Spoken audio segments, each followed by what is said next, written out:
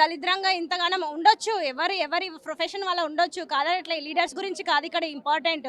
మా కడుపుల మీద మా బ్రతుకుల మీద కొట్టడానికి వచ్చింది ఈరోజు. చూడండి, చిన్న చిన్న పిల్లల్ని సండే అవడంతో చిన్న చిన్న పిల్లల్ని భార్య భర్తలు ప్రతి ఒక్క ఇంట్లో ఒక ఇంటికి నలుగురు వచ్చి ఈరోజు రోడ్డు మీద పడాల్సిన పరిస్థితి వచ్చిందంటే దేని గురించి వచ్చింది? మీ పాలన మీరు చూసుకోండి అబ్బా. పబ్లిక్ ని ఇబ్బంది పెట్టే పాలన ప్రజాపాలన కాదది. ఎంతసేపు ఉన్నా ఈ రోజు ఇన్ని కష్టాలు రావడానికి కారణం ఏంది? ఎప్పుడైనా ఇన్ని సంవత్సరాలు ఎప్పుడైనా వచ్చి ఇంతగానము ఒక భార్య ఒక భర్త నలుగురు పిల్లలు వచ్చి రోడ్డు మీద పడే సిచ్యువేషన్ వచ్చిందా ఎప్పుడైనా? ఇంత దారుణమైన పరిస్థితి రావడానికి కారణం ఏంటి? రూపాయి జమ చేసి కట్టుకున్న ఇల్లులను కూలగొట్టడానికి నీకు ఎవరు ఇచ్చిరో రైట్ ఫస్ట్ చెప్పండి. మాకు సమాధానం కావాలి. ఇంకొకటి పర్మనెంట్ సొల్యూషన్ కావాలి. ఈ గవర్నమెంట్ వచ్చి ఈ జోలి, ఇంకో గవర్నమెంట్ వచ్చి ఇంకో జోలి చెప్తా అంటే నడవదు. మాకు జీవో కావాలి, పర్మనెంట్ సొల్యూషన్ కావాలి. ఈ రోజుతో ఈ సమస్య అయిపోయేది కాదు. ఇంకా 4 years తర్వాత ఇంకో లీడర్ వస్తే ఆయన ఇంకోటి ఎలా తీస్తాడు? అది కాదు మాకు కావాల్సింది. మాకు పర్మనెంట్. నువ్వు బఫర్ జోన్లో FTL ఉన్నప్పుడు రిజిస్ట్రేషన్ చేసినప్పుడు తలకాయ లేకుండేనా? ఏ విధంగా చేసినావు? చదువుకున్న వాళ్ళే కదా వీళ్ళంటే. 90% చదువుకున్న వాళ్ళు ఉండరు, ఒక 70% చదువుకున్న వాళ్ళు ఉండొచ్చు, తర్వాత 30% చదువు లేని వాళ్ళు ఉండొచ్చు. వాళ్ళకి అన్ని తెలియకపోవచ్చు పాయింట్స్, కానీ ఎడ్యుకేటెడ్గా ఉన్న ఆఫీసర్కి అయితే అన్ని తెలుసు కదా. ఏ విధంగా చేసినావు? ఐ ప్రొటెక్షన్ తీసుకొని, ఫింగర్ తీసుకొని, ఫ్లాట్ ఫోటో తీసుకొస్తే రిజిస్ట్రేషన్ ఏ విధంగా చేసినావు? నీకు తెలీదా? అప్పుడు బఫర్ ఉందా, FTL ఉందా అని తెలీదా? అదే డబ్బులు మేము మిగిలించుకొని ఏమైనా కట్టుకునే వాళ్ళము, ఏమైనా పొలం తీసుకొని బ్రతికే వాళ్ళము. ఈ రోజు ఈ రోడ్డు మీదకి వచ్చినామంటే ఏంటి నీ పాలన?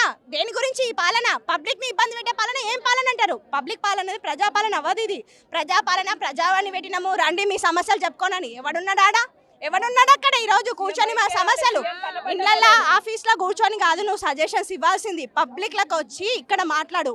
తీసుకొని తంతారు అట్లనే, చీపర్ కట్టలు చాటాలు చెప్పులు తీసుకొని తంతారు అట్లనే. ఇంతమందిని రోడ్డెక్కిచ్చినోడివి నువ్వు ఒక్కడు ఈ రోడ్డు మీద రానికి అంత భయం ఎందుకు నీకు?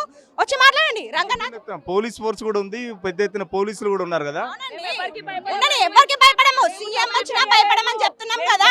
మేము ఎవరి ప్లేసెస్ మేము ఆక్రమించుకోలే, ఎవరి దగ్గర 10,000 తీసుకొచ్చుకోలే. రూపాయి దాచిపెట్టుకొని మేము కొనుక్కున్నాము. రిజిస్ట్రేషన్ చేయడం నీ తప్పు, నువ్వు చేసినావు కదా, మూసుకొని కూసో. అంతేగాని పబ్లిక్ దగ్గరకు రాకు. వస్తే ఊరుకునేది లేదు. పిల్లలు, భార్యని, పిల్లలను, ఫ్యామిలీ వచ్చి ఒక ఇంట్లో 4-5 ఉంటే వచ్చి ఈ రోజు రోడ్డు మీదకి వచ్చి అంటే ఏం పరిస్థితి ఇది? పోలీసులు వచ్చారు, వేరే వాళ్ళు వచ్చారు, కానీ మాకు ప్రభుత్వ భూములు రాలేదు కదా.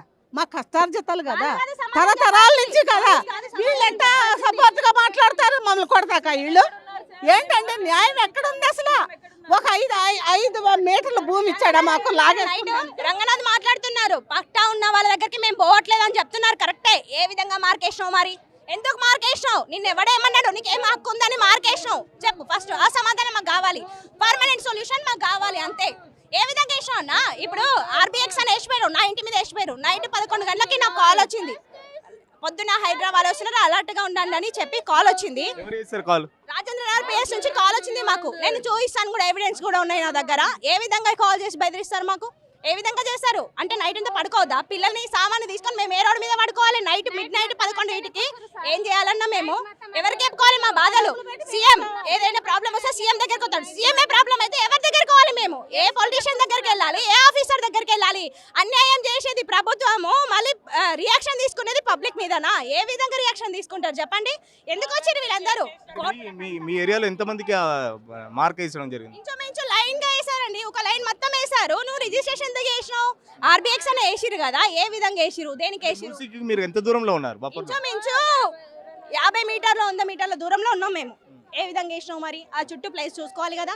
రిజిస్ట్రేషన్ చేసేటప్పుడు తెలివి లేకుండా నీకు మూసిలో ఎంత ఉందని చూసుకోవాలి కదా మీరు. మూసి పొంగినప్పుడు మీ ఇంట్లో కానీ నీళ్లు రావడం వాటర్ రాలే.